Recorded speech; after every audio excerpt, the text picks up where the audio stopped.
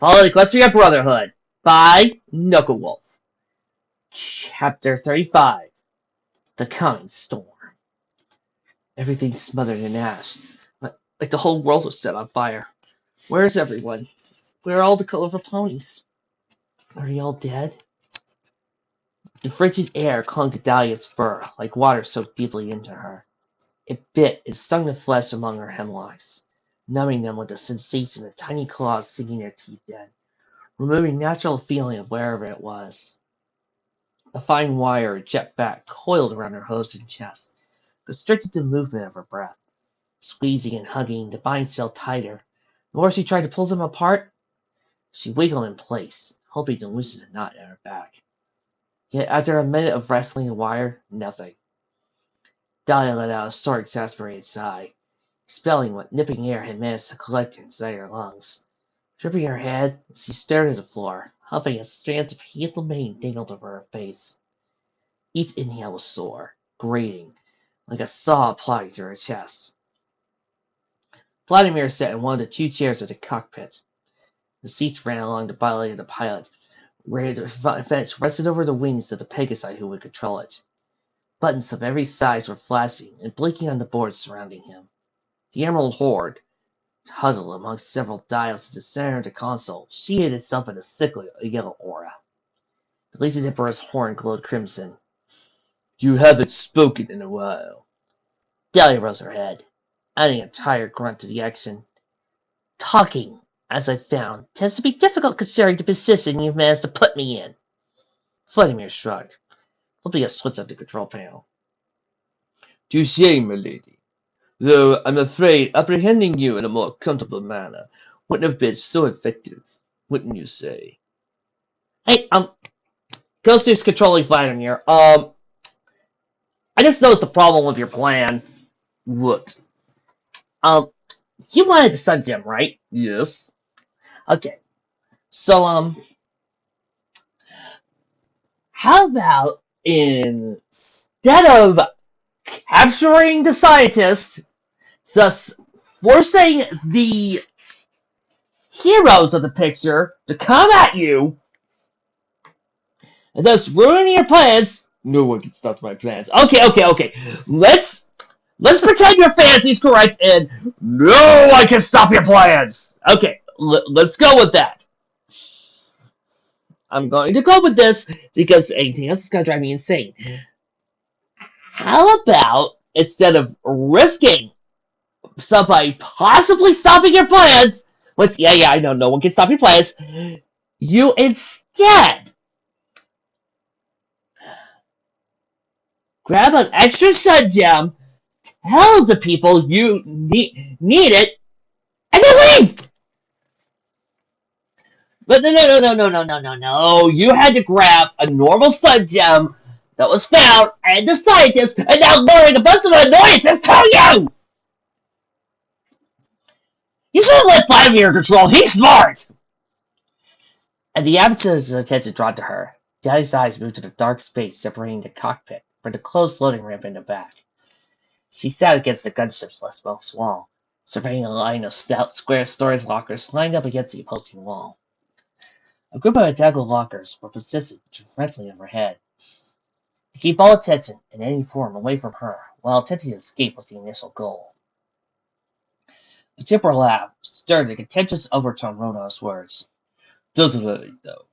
I'll be certain to find you a more comfortable environment once we arrive at Dark Mines." Dahlia froze, whilst her horrendous stiffness locked up all further joint movement. "Yes," he laughed. "I have to say I'm quite excited to go home. Traveling on one foot is such a hassle." A lump large enough to stick to the walls of her throat lay idled. Breasts were short and wheezed.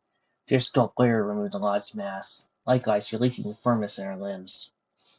Laying upright, Dahlia scooted her rear forward. Gradually, she performed a shuffled, advancing a few inches towards the locker. The stark, ravenous chuckle of Vladimir halted the next movement. "Are you trying to escape? Really?" Vladimir hadn't even turned his head. "I have an impeccable sense of where you are." Throwing her a sideways smirk, bending and twisting crookedly up his temples, He pulled a mirror hidden behind his side a few buttons into view. Half his callous expression was caught in the reflection. Alongside he images of Dahlia sitting on the floor, halfway to the lockers. That, and this little friend of mine, helps a whole lot with keeping an eye on you. What was it you hoped to accomplish? Tucking to the end of his snout to the lockers. Did you hope to find something in there that will ultimately lead you to a swift and decisive escape? Dahlia sneered, scorning him wordlessly. Good, Vladimir scoffed. And you expected to take on me. God divine her providence. We are nothing more than a meek earth pony, trying to outplay our lord. Shaking his head, he wagged a hoof, spinning his seat to face around to her. Dahlia, that's so unfathomably unmanlike of you. Why are you doing this? Dahlia held up her bindings to Vladimir to see. Why do this to us? Well, he playfully thought out both soldiers to his ears, as if he were caught red-handed. I wouldn't have gotten very far if I didn't have a hostage on board.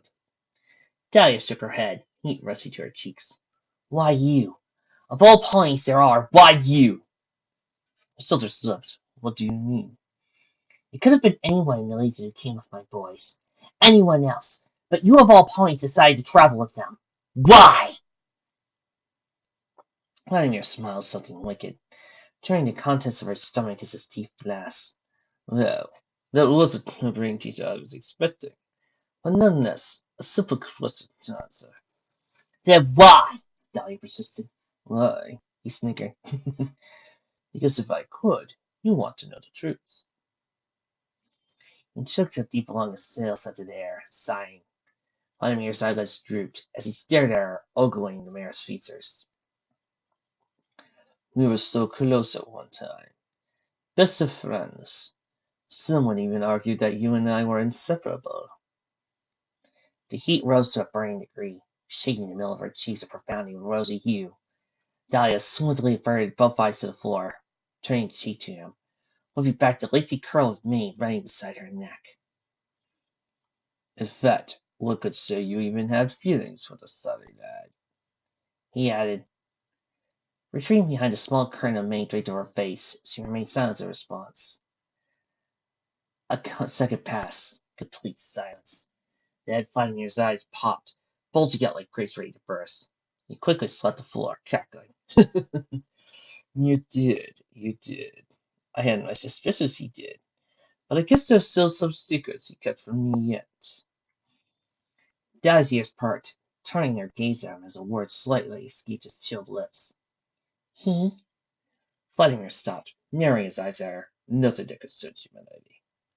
Speaking back to the controls, he included, it doesn't matter anyway. Not an issue. Now please, sit still and be quiet. I'm going to radio the mind that we're on our way. And trust me, they'll be more than pleased to hear about you. It's all my fault, called the golden crog, burying her face above his. How stupid could I have been not to see it was him? The war room was a place of quiet mourning. Tis the current atmosphere with melting rays and pulsing through the air. Ironside was one of the few ponies who moved, pacing back and forth in front of the exit. You don't have to beat yourself down, he said, looking headlong as it was before him in the stride.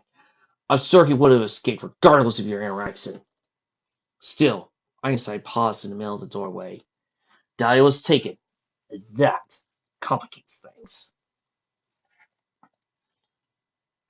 A few of the group were seated at the round table, Ronan anxiously tapped a hoof in a pecking rhythm. Lucy sat on the opposite side, directly gazing at him. And what do you suppose we do? We don't necessarily have an army, so staging some kind of wrestling mission is out of the question. Worse yet, Lucy's face simmered with fire red. They had the first step, and they had the last step they need. Nearly hugged the golden cock's shoulder, including a gentle nurturing rub. We traveled with him for days, and to figure out it was him of all ponies. Well, I don't see much more we could do other than try to get her and the gem back. Ironside faced the ponies gathering in the room. Luckily for Lucy's question, we already have troops on their way. I signaled the all clear for our transports to head to Steelhoof earlier. I was sitting beside Big Blot, both of which watched the conversation unfold between Ironside and the others. Meanwhile, Lucy continued to pick apart the situation. But who knows how long it'll take them to get that gem from the missile. For all we know, Old Flag could be getting real comfy with that big red launch button as we speak. Ron's tapping stopped, as his words were hardened without devout sincerity. I wouldn't imagine he has it ready any time soon. Lucy rose out of her seat, putting both hands on the table. Leaning forward, and why do you say that? What's stopping him? 3 things, He remarked factually.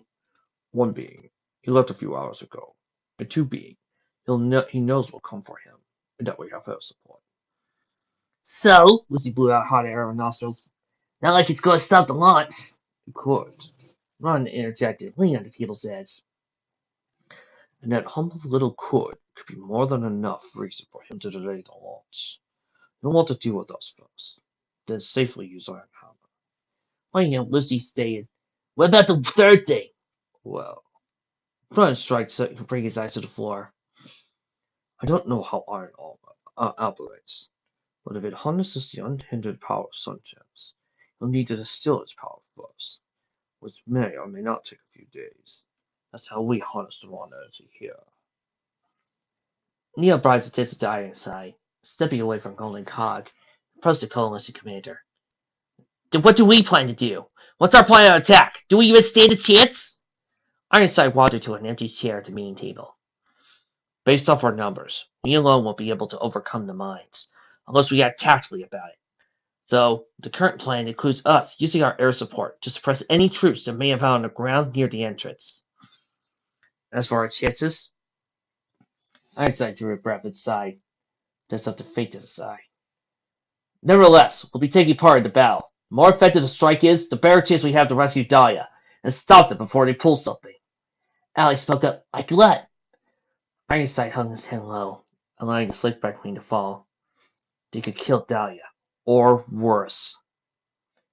Adam got out of his seat. Peoples retracted while steam around his words. Like what? What could they do worse than killing her? Well, I know this guy named Dark Conquest who has a few ideas. Vladimir will get creative, if it comes to it. Ironside answered somberly. Let's hope it doesn't get to that point. Then what do you expect us to do until the attack? Lucy patted the back seat of her chair. Stay here on our asses until then. Won't keep it from getting creative. Ironside nodded, looking to Lucy. you're right. He began. That's why I'm going to make you captain of our group. Then you're going to get Dahlia back. All quiet. It fell over the room like the aftershock of a gunshot. Unmoving, perfectly soundless. Lucy managed to break the barrier with a weak mutter of a word. Sir? Raising her hopes to Lucy, he reassured her. Just hear me out, Miss Luck. Allow me to explain everything. An armored wagon concealed in the sheets of wielded steels kicked up a storm of dust as it bumped up onward. It supported a vacant machine gun nest like at the top, whilst 2 fully gear-powered soldiers hitched to it trumped on adding to the swirling cloud amassing overhead. That sounded great in one of the many alcoves that formed the central highway leading to the dark mines. Each casting a pale orange light from lanterns hanging on the ceilings. Blood ran in the streets. Pools of the velvet liquid, casting lumps of dry dirt that seeped into the cracks rooted out all over the broken asphalt. A few slaves sat down into the middle of the puddles, wet rags and hoof, with a rusted bucket close by, tended to the mess. The glow of the miner's blood accompanied to the mix, setting a red aglow with a nightmare's luminosity. Thas watched the scrubber go on for minutes now, without removing his eyes from the scene. A couple of radios were nestled on scratched-up wooden tables in the corner of the alcove. A soldier sat on the device, listening and nodding, holding the earpiece of a phone to the shredded tip of his right ear. He put the phone to his chest, glancing at Thas over his shoulder. Sir, I've radioed the board, and the major outposts along the main railroad. They've given me their ATA, the soldier added. They want to know if Vladimir is returning. I've recently received a message saying he's on his way. Should I check the training device to be small, sir? That's it, move as he answered. Yes, check it. Hopefully he won't have to see the bloody mess that's been done here. The soldier returned to the phone radio, leaving Thas to think to himself. To think, we've done so much here, for the mines, for the province. It's typical of those beasts to lash out like this. I didn't imagine they'd do so clearly. A disheveled yellow slave in the street, an earth pony mare in her early 20s, pressed a squelching blood-stained rag to a close-by pool. She let the blood suck up, wring a fair portion of the puddled life juice in the bucket, and repeated, I thought we could prevent all this. Even if they would rise up, I didn't imagine this much blood would be spilt. Sir! Freya's raised his voice, ripped about his watchful mood. I checked his location on the tracker. He's speeding through on his way back. The undisturbed vertebra in Thassa's neck popped as he turned his head for the first time in minutes to the operator. How far out is he? What is our reinforcements ETA? Vladimir will be here in a few hours, maybe less, the operator said. As for the oncoming troops, they'll be here within an hour. Kantakova herself mentioned he'll be looking forward to rejoining the Emperor for this special occasion. Tess grunted. Ready to the back. Tell him we look forward to their arrival. The soldier saluted. Yes, sir! Tess once more placed his eyes to the slave's work. Since last he'd seen her drain the bloody pool in one part of the road, no progress had been made. Again and again, the slave dipped the rag in, soaked the blood in it, and wrung it out in the bucket. The blood never drained, no matter how much she kept pulling out of the cracks. I've told what we plan to do, Ironside said. There'll be an assault. We'll stage a rescue mission for Dahlia. New questions sprung up at the beat, springing dozens of other inquiries up in Neil's head. But how? When? The details aren't exact yet, but a little later we'll have a chat with Keith. Then I'll tell you. Lucy scattered in her chair at the warm room table with a grinding screech. Unseated by the sound, she walked up to Ironside and spoke. I still don't get why you picked me. Ironside looked at her as she came within a few feet distance from herself. You've done a lot for the coalition. Shouldn't that be reason enough? I trust you and your judgment. While there were baby giggling at her, Dan distracted Lucy for the truth he concealed behind words, and a content tone. If that were the case, you would have promoted me years ago. I just find it strange that I get put in this position now for random. Why not Neo? Why not Adam? They dealt with the Legion enough to lead a defense against them in our cannon. His cannon was swift and powerful. I also know you personally, and they abandoned our order to further their own interests. So please excuse me while I put my faith in the one man who has been loyal to our order the entire time. The whole room went quiet, like all life had mysteriously sucked out of existence. Ironside's eyes, however, panned the area from one wall to the next. The commander, having counted thoroughly those who were present, cleared his throat and looked at Lucy. Having said all I know at the moment, I'd like to speak with Miss Luck. He rose his volume so the entire room could hear. Alone! Listen, Lucy retorted. Whatever you have to say to me can be said in front of them. That wasn't a request, his response growled, paired with an alpha set of eyes interlocking with hers. Allie was the first to make her way to the door. We will get between you guys. She turned her head to the exit. Come on, let's leave to it. There wasn't a fuss or a single comment to be made. Everyone conveyed their thoughts by confused and suspicious stares, all placed squarely on Ironside. At one time, everyone left the room, until after a minute later, the room was vacated entirely. Alone at last, Ironside wandered a table, sitting at the nearest chair to him. No, doing this wasn't easy. Fighting a war for as long as we have. It, after a while, starts to weigh on you on a bit. Lucy prowled like mad, mother lion, yanking a chair out. Cut the crap! What is it you want to talk about that required all the secrets? Well, he pressed his back up against the backrest of his chair. It's about those boys, and Ironhammer. What about it? Lucy sat down. I know we don't see quite eye to eye on the whole issue. So what? Did you finally come up with some grand conclusion with the Iron Hubs? Ironside could feel the nervousness build up in his gut. A tickling pressure that traveled down his shoulder, making his hoof twitch. Expressing tightening his gut, folded both forehoofs. No. Which leads me to assume the choice is up to me. You can't be serious, right? Fortunately for you, I can be, Miss Luck. The unbelievably inane nature of his statement brought a scoff. I can't believe this. I never said anything was official, and trust me when I say this is a subject I wanted to discuss with you, and you alone. And Lucy inferred, and what exactly you decided? think we both know the answer to that question already. He continued, and that is where I stand. As I know where you stand on the matter, I just wanted to tell you that I'm going to talk to the keep soon. When I'm finished, we'll find out a little more. Maybe even the fate of Iron Hammer herself. So I want you to prepare the boys and the rest of your friends for the news so it could come in being. Jerking down the end of his sleeve for a second, glanced at the face of a watch wrapped around his ankle. Speaking of which, I had to make that call now. Stepping off the chair calmly, he gave Lucy a bow. Time is of the essence. Take care. Lucy was at the loss for words. You. He made his way to the door, and just before he exited the doorway, Lucy extended a shouting, Wait! You can't expect me to just go off like that, can you? He called out, handing her his pace. Give me an hour, and you'll have more. Trust me. Well, a baseball-sized rock firmly slanted between his hooves, Scooter pounded away at the iron hinges of the cell door. Outside, all was quiet. The chaos from the riot had subsided entirely. Now a far-off surface of steam billowing off from the pipes further down the hall whispered to his prisoners. Whopper had a stockpile of rocks stacked to a pyramid beside him. He watched as his comrade hacked at the lower hinge, twagging a sharp tone that made his eyes flinch. Jaws bar. Scooter grit his teeth, hitting the bell. Twing! Twing! Twing!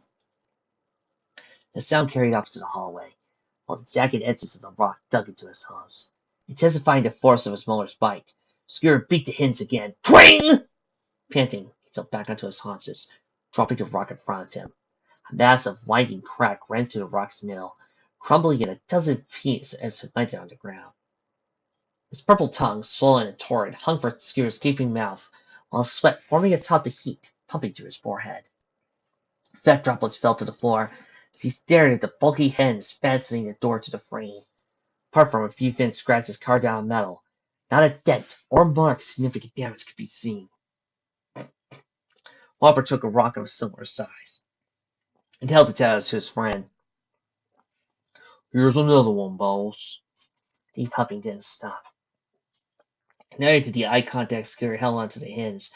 Pulling the rock back to him, Whopper sat down, nudging his snout to the door. I could take your place, boss, if you want. Maybe I can get it open.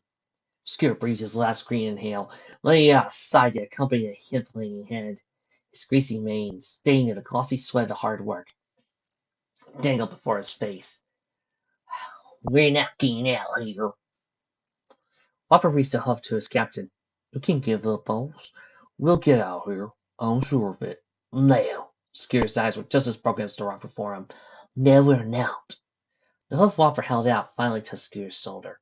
We have to keep trying, even if it takes us forever. Scooter's voice quavered with emotion, choking his words as he shook his head. I don't know if we'll make it out. Whopper smiled, gently patting Scooter's shoulder, which felt more tense and solid than a freshly prepared drum. You gotta keep fighting. For Big Lot. Don't you remember about her? Don't you care? Raising his head, Scooter peeked at Whopper. Hazy tears gazed his twinkling eyes, casting a soft orange light pouring in through the slender bars of the cell's speakeasy. This cell's never made to be broken, Whopper. Leaned a hoof on the wire door, feeling the warm metal ease the tender bruises ached in his hoof. This ain't gonna work. This door, the hinges, none of it matters a single bit, pal. Nothing's gonna get us out of here. Applying a faint amount of pressure to the door, a grating squeal of crude metal rubbing on metal rung out of the cell. Quickly, Scooter retracted his hoof from the door as it moved slightly. Cocking his head one way to the other, he got on all fours and gingerly approached the door. What there? Whopper blinked, pointing at the door. Is it? I don't know. Scooter finished for him, wedging the tip of the hoof between the door and frame. Maybe it's... Pulling the door toward him, the hinges shrieked. Scooter's ears flattened at the blaring wall, while he pulled harder. Then, like the entire thing was greased in oil, it smoothly opened for him. Look! A silver light on the outside sliced into the dark cell from the barely opened door. Scooter's breath was on hold, and he followed, frowned at the exit. Whopper chuckled heartily, prodding the door. Well, look at that. Missing both hoofs, Whopper pulled it completely open, exposing the dense and twisted contours of debris that had been shot across the door. Lock included, bore piece-sized metal fragments of a pipe lost into it. Whopper might experience a broken lock. How long do you suppose it's been like that, boss? Slimmy hooked to his forehead, scooted around. I going to it. I just ain't gonna do it.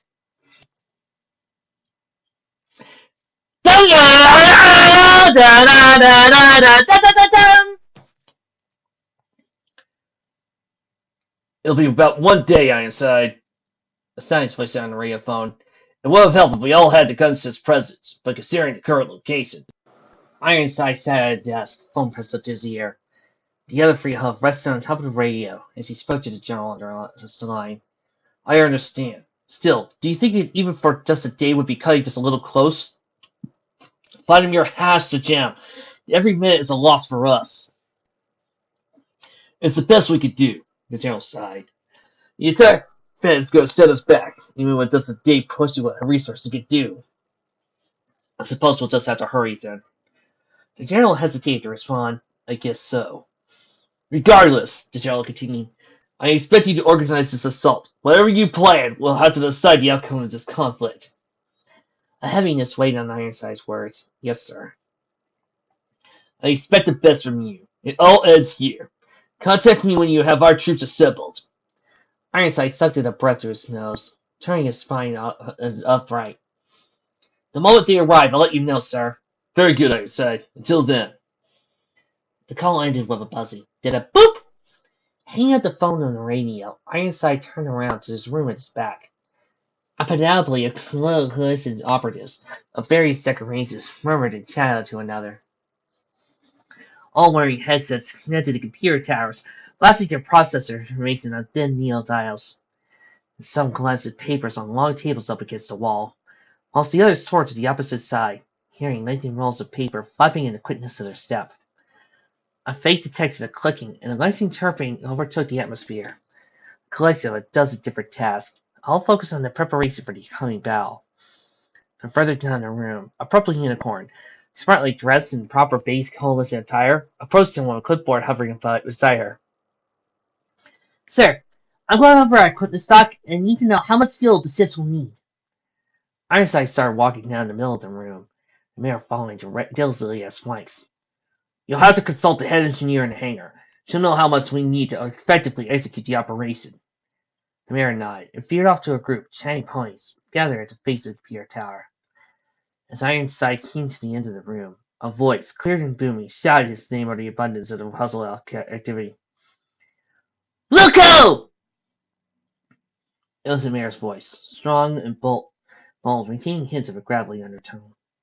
Not just right to see Lucy Tracy yet told him, We need to talk! Miss Luck? Ironside smiled as he stepped up to him. I didn't expect to see you here at it. Lucy had fire burning in her glaring eyes, sinking its phrase into her tone. Cut the crap! I need some answers! Now! His smile faded, while he eyed her boiling complexion up and down. Why so angry? I haven't done anything, have I? No, you haven't, she replied, gargling on the immense phrase yearning to explode. Then what's with the temper? Are you upset I promoted you for the operation? Lucy huffed. No, it's not that either! Then what? He asked. Please, it'd be remarkably useful if you enlightened me on the issue. Iron Hammer, Lucy stated. Ironside slightly reeled back. What about it? Something a hoof a few inches from his own. She stared at him in the eyes. I need to know you're not going to go through with taking the weapon as the coalition's. Miss Luck? Ironside spoke sleekly, including a dazzling smile that would melt any more meal fever in the air's heart. What we plan on doing with the weapon afterwards up for debate. But I assure you, destroying it won't bring peace. Listen, sealing into him, pissing her eyes and jabbing a hoof to his chest. I don't care if you make me clean the fucking carol lot! No matter what Iron Hammer is, a deadly killing machine, and no one deserves to use it. Well, Ironside smirked. Its fate is always up for further discussion, so let's not be too hasty prescribing the weapon's stance until afterward. Sound reasonable? Lucy tightened her eyes, merely leering up at him with slits and sturdy hoof, ready to swing. I swear, if we find out you're up to something, I'll knock your lights out! Lucy, please, Ironside boasted. Let's face that bin when we come to it. The last thing we want to do is rush to our decisions. Though, if you like, I have some more information you might want to hear. There was a brief flash that appears blinding white illuminating on the other side dark metal staircase. Red paint, dulled by time and weathered by the balmy atmosphere, caused it to chip, where segments of thin railing already revealed the blackened of iron underneath. Thad stepped through the door, his figure darkened by the shadow while the light poured in. The bottom of the stairs fizzed in a void of blackness as he laid a hoof on the rough, dry railing. Thad looked surlily over his shoulder at a guard standing close by the door. "It'll only be a little while, and I wouldn't like to be bothered." The guard nodded at him silently.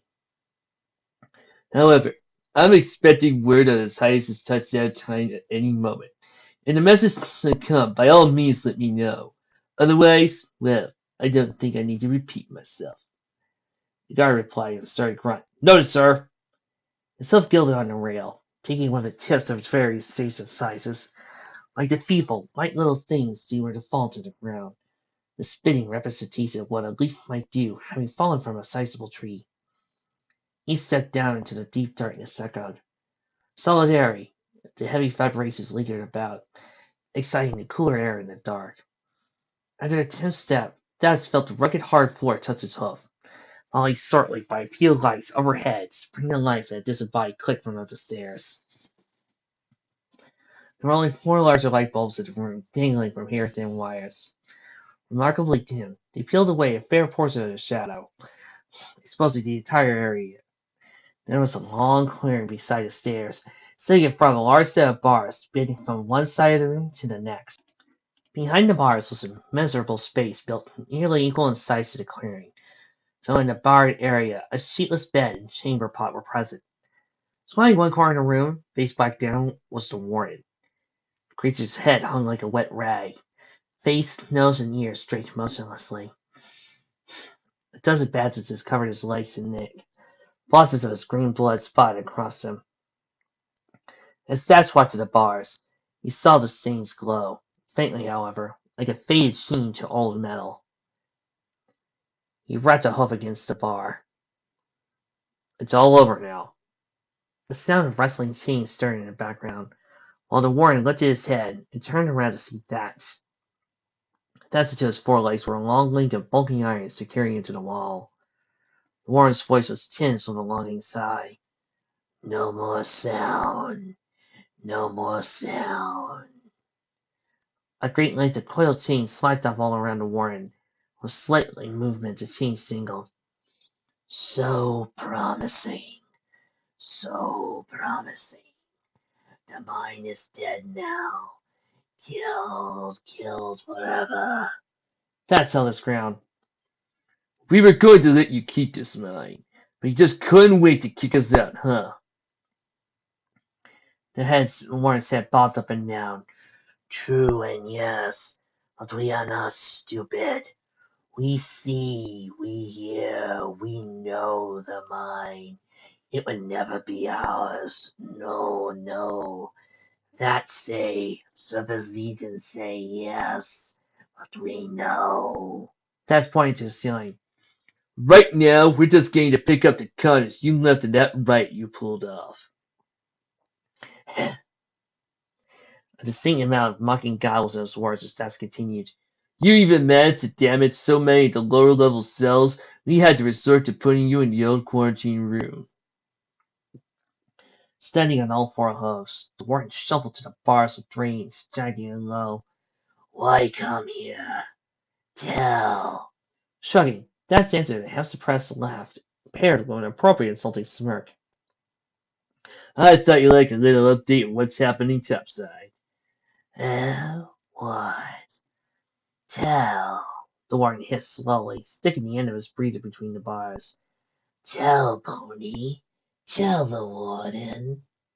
Thad took a step back, feeling the warden's words ooze down his spine, leaving an icy prick in their wake. "Vladimir is returning, and he plans to issue your trial." The warden's head tiled. "Trial." The sliming words put the mire at Thad's ankles on his back, neck standing. "You did kill a good portion of our troops stationed in the mine.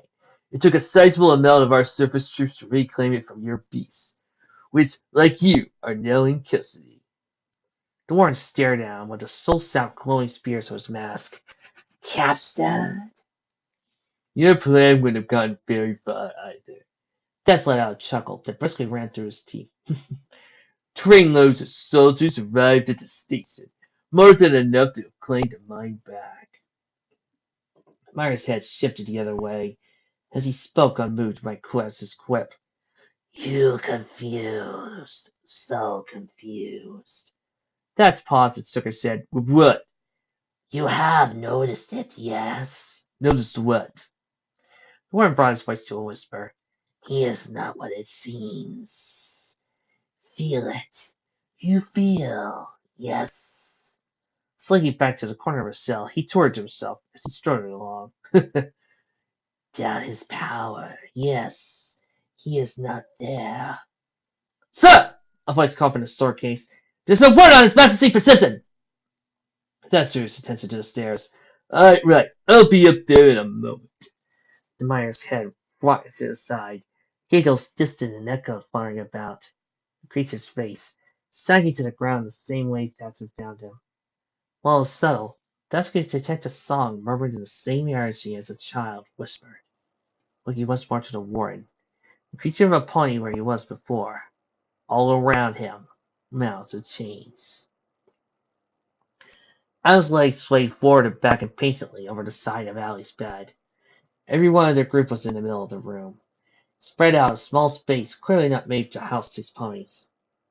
Pickard paced through the middle of the room with bloated cheeks suffused in the burning, coloring of earlier temperament. She had to weave past Wester, who took a considerable amount of central space. This set her off like a firecracker. Why are we all crowding in here? Can someone tell me what we're supposed to be doing? Neil had been watching her for the past few minutes next to Adam. Lucy wanted to talk to us. No one sharply turned to Neo. Little got burstily red and puffy. I know that, she barked. But is it for anything important enough to keep us trapped in here like cows? You mean sardines, Adam added. She shook her head, grunting. Whatever! Basically the same thing. Allie bounced her head off to one shoulder, ear-feeding with a voice soaked into sincerity. Whatever the reason, Lucy sounded serious when she asked us to meet her here. What do you think it is? Adam asked. Do you think it's about assault on the mine? Wester tossed his thoughts in. There's a high possibility, provided the verbal indications. Whatever it is, Allie began, it won't be flower picking or selling walks, that's for sure. The door switched open as Lucy stepped through. Peacock threw her hose in the air victoriously. But Lacey had just went loudly. At last! She's cut to release the sardines! While at the door, close behind her, Lucy's head reeled back her interestingly bizarre remark. What? Adam justified the statement. She's happy you came. Because we're crammed in here, and she hasn't been too happy about it. Oh, Lucy gave a nod to response.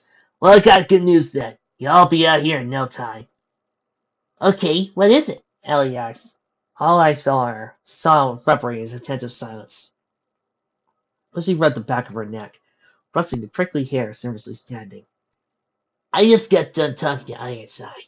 A few things came up while I spoke to him. Neil leaned forward, slewing his ears in a direction, in hopes to gain a better listen. Like what? Did he bring up Ironhammer at all? He did, Ironhoof, as Lucy dropped her hoof. But I'm certain he won't try something. Not if we have anything to say on the matter. But that's not what I talk about. Her speech hardened. No. What I'm going to talk about is our place in this battle. As Ironside told us back in the war room, there is a plan. Basically, to outdrop a good portion of our men at the entrance. Pick off the heavier troops of our smaller, more agile gunships. This should give us a window into the mine. The front gate is the only entrance in. She paused, a dire length of quiet, forcing those in the room to move in curiously. And we're going flying into it.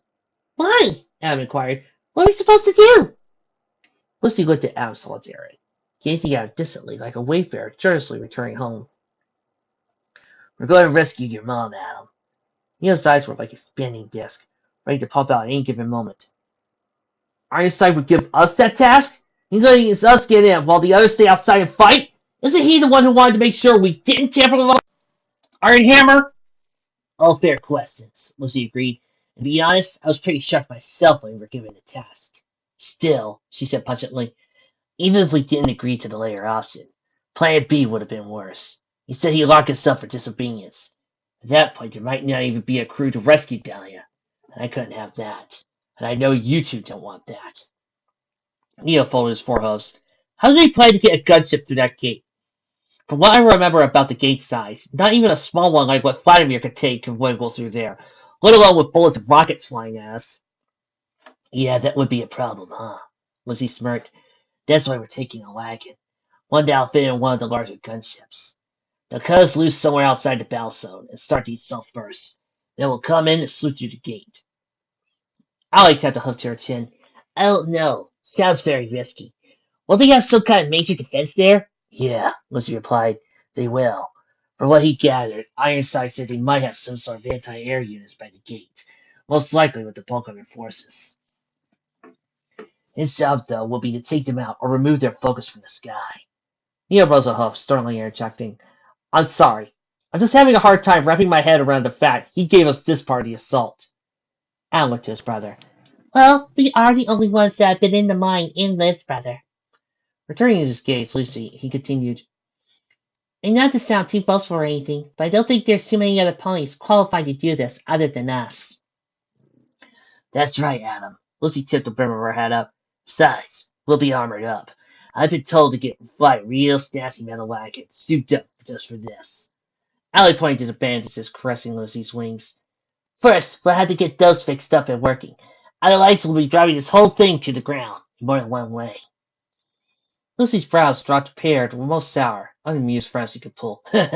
Miss Sunshine, we're all great comedians now, aren't we? Hundreds of soldiers stood soldier to soldier in the middle of the road. A flurry of conversations taking place around the same time mumbled about in the air. The clouds were darker than before, as nighttime settled somewhere above the cloud layer, setting a more quality of gray-tinted twilight over the crowd. A number of crates had been assembled in front of the mass of Legion soldiers. It stood 2 boxes high, large enough for someone who stood atop them to gaze over the entirety of the masses. Thence lay a hoof to one of the crate's rough-booting planks. This makeshift stage unearthly creaked in hushed groaning, the kind someone only keenly listening could detect. Like many of the other officers or officials, that stood among a dozen differently decorated ponies by the stage side, away from the central crowd. As his hoof ran down the wood, a shiver lanced through him, bringing him to burr beneath his breath. Suddenly touched his back, urging his head to turn. The hoof laying on his side belonged to a still-standing, larger-than-life covert. A pony who embodied pride and straight posture, marked with a smirk that pulled the stomach juices of any officer who had the unfortunate pleasure of being in his presence. Hey, I remember you! Haven't seen you in chapters! A magnificent cape of solid green, and Bellison folded broadly, was straight over his shoulders, dragging with his hind legs. But that's his expression. He didn't seem to mind the shock. Going somewhere with that? Cover had an eyebrow raised, and was coupled by a small grin. That's his song only began to fester. It's the stage, Covert. The third smiled from Covert. What of it? It's not. The words that lost his throat. Stable enough. Couldn't we done it underground? Especially when the trial would be on top of it. We'll be standing on it. Covert moved his attention to makeshift stage. We won't be on for long. It wasn't meant to support us for hours on end. Just enough for our Lord to carry out what needs to be done. Death turned his eyes to the ground, feeling the full efforts of the sickness sapping the life out of him. Yes, right. Covert strolled to Death's side. I heard fencers died in the riots. Without moving his hold on the ground before him, Thence entered. He did. He was one of the riot's first victims. A real shame. He was a good pony, and a damn fine soldier, too. Removing his gaze on the floor, he looked at Covert, celebrating the magnitude of medals and honorary decorations he hadn't noticed earlier. Who decorated you all of a sudden? When you got out the train I didn't see. You like him? His eyes were wide, beaming and twinkling with excitement. I brought him from Border. They used to be big lots. That stupid brat was holding out on us. She must have been collecting these for the ponies she killed. Some were still rangers. Suitably honored, too. He took a smaller golden medal at the end of the many that lined his uniform, singled it out on his hoof. This one looks like it belonged to a captain during the Great War. Figured wearing these might sway his majesty and send me up higher in the ranks. Thad snorted and shook his head, whispering barely between his lips, "Oh, please." Covert was quick to catch him. "What'd you say?" Covering as tactfully he could, Thad's ears flattened as he waved a hoof, eyeing to a slight stick of his head. "Nothing, nothing. I was just thinking about the coming minutes of that." Covert grunted, keeping his eyebrow noticeably aloft. "If you say so." For a time the conversation lagged. Thad stayed to himself, eyes wandering the tiny zone in front of his forehoofs. Covert took a step toward him, jabbing at the quiet. Are you faring well? You seem a little off." The sickness went howling in his lower gut. Thad could feel the emptiness spread to his chest. Pressing the words he wanted to say through his mouth. "Did you notice anything wrong with His Majesty last time you saw him?" Covert pulled himself back. "Like what exactly?" "His behavior," Thad replied. "The way he spoke or sounded. Did he seem like the Vladimir the Legion knew before?" "He did manage to steal Dahlia, and make it out of the location of her project. Still," he turned upright to his sight, to the rolling storm clouds overhead, and keying with the distant thunder charge within. "I didn't want to believe, but I think something might be—" A booming voice overtook the conversation, ripped the two of them out of it entirely. "Announcing His Lordship, Emperor Vladimir! All hail Vladimir!" And a glorious unison, every soldier cheered out in a deafening chant, echoing their leader's name. "All hail Vladimir! Hail Vladimir! Hail!" That's trotting out to the front of the stage, keeping close to the foxes. He poked his head around the corner, listening to the soldiers standing on the far right. Vladimir prowled through the dividing masses with a swagger in his advance, a delighted smile on his face. Ponies whipped and cheered, some leaping up and twirling their helmets in the air frantically. Covert ambled past the flats. "So that's."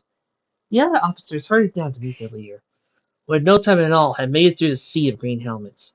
It was chaos as officials met Vladimir. They all in one way were too keen to kiss hoofs, nodding and smiling, shaking his hoof like starving scavengers fighting over a meal. Vladimir was swarmed by the officers, while Thad stood a few steps in the distance of the mayhem, watching the sight unfold quietly. Above the heads of the ponies huddled about, Thad saw Dahlia being shoved this way and that by overly eager legionnaires. Wire was tied to her ankles, while Vladimir jostled her forward, before raising a hoof to quell the squabbling masses. "Gentlemen, please, this is indeed a time to celebrate, but let us not overdo the celebration just yet." Directing his gaze to the stage, he announced, "Why not hear the good news, my children? Do you wish to hear it?" Abruptly, the plodding hoofs shook the ground. Vladimir turned to the stage and waved a hoof, beckoning the officers to follow him as he moved. "Let's start this already. Come, come, let it begin." There was a set of wooden steps leading to the stage. Vladimir trumped up the stairs, dragging Dahlia by her wire. Thad and the others ascended the steps one at a time, bending the weak boards, not meant to support the number of ponies marching on it. Every officer spread out on the stage, the boxes shifting slightly against their movements. Vladimir took center stage, handing Dahlia to an officer farther to the left. A crimson aura consumed Vladimir's horn, later engulfing his neck in magical energies. His voice was enhanced, calling out all for here like crackling arc of thunder. "We're strangers to trial, my children. After all, it was us who were left with the world our ancestors devastated. We did not choose this world to live in." Vladimir began to pace the length of the stage slowly. "Yet here we are, survivors, leaders, soldiers, all collectively assembled in a living, thriving unit, a glimpse of order in an otherwise chaotic world. In the past, we fought for great things, land, honor, resources. Petty things now. All of these dwarf in comparison to what we fight for, a future for our species. To know a time of peace never known to this generation." Stopping to the far left, he faced the crowd, pounding his chest as he spoke. "We will die! Peace was never achievable. But now," he looked at the hoof, "now we can assume a new time of peace. As of now, I currently have the location of the Coalition's little operation. A sad attempt to recreate what we started. I will tell you this," Vladimir pointed to the east. "We will go there and take back what is ours." The troops chanted in terrified stops, terrifying. Why? He laughed, looking at Dahlia. We even caught the traitor who started this damn thing! However, with all this good news, I have heard of some rather negative happenings that occurred in my absence! Alright! He turned to smile, reaching both ends of his face. A riot! Here of all places! And you know what? When I radioed their mind, they told me who instigated the act! The Grand Poobah of the operation! The great advocate of chaos! Now! Vladimir walked in the middle of the stage. I was told that justice needed to be dealt to the traitor! And if you know me, I simply enjoy implementing justice to the wicked! A soft delay of laughter pulsed through the crowd. That said, let's not waste any more time, shall we? An officer nodded at Vladimir, waved to a group of soldiers standing by the main gate. A soldier yanked on a lengthy rope, snuggling around the warden's and all other miners' neck, dragging them all out from the gate. The warden shoveled on. Then, as his hoof went too far in a step, he stumbled over the dying bodies cuffed to his legs. The miner tumbled, took the others with him, staggering forward, but he recovered quickly, keeping the chain gang march moving. They brought the dark miners to the stage, moving them next to the officers behind Vladimir. That stood a few steps away from the warren, listening to his ghastly, wheezing breath as the ropes constrained the installations he took. Vladimir started to speak again, this time listening to crimes the warden had committed. As he declared the crimes of the miner, his ear twisted at an hissing sound that came from the miner. It was a low whistle, and the other officer didn't seem moved by, all blurred and dimmed. When the noise jammed at his eardrum, the air grew still. His Stats turned to see the quiet destruction come from the warren. The warden was already looking at him, waiting for Thats to notice. He's changed. The warden hissed softly. Not the same. The soldier who had brought the warden to the stage rose a hoof and struck him against the back of the head, letting a faint yeet escape the miner. The warden, rubbing his head now, saw Lee's soldier hovering over him, scowling. Shut it! Thas returned his attention to Vladimir, the same emptiness pervading him the longer he stood idle. The God King of the Legion threw a hoof to the warren, exclaiming at the height of what his magically altered voice would allow. Voted of the Dark Minds! For crimes against the Legion! For murder of multiple officers! The assault on our troops! And the betrayal of our trust! I sentence you to death! Lazy soldiers roared with murderous glee, crying out the same chilling words. Kill him! Kill him! Kill him! Kill him! Vladimir flashed his teeth in a slanted grin, once to the soldier at the warden's back, confirming the order with a returning nod. He drew his sword and swiped at the warden's soldier. It sounded a dull thwack as the blade broke bone and tore flesh, lost itself deep. A perfect strike. Like an axe, imbued to the stump of the tree, the sword's hilt was buried in the miner's body, leaving the hilt to jut out at an angle from his back.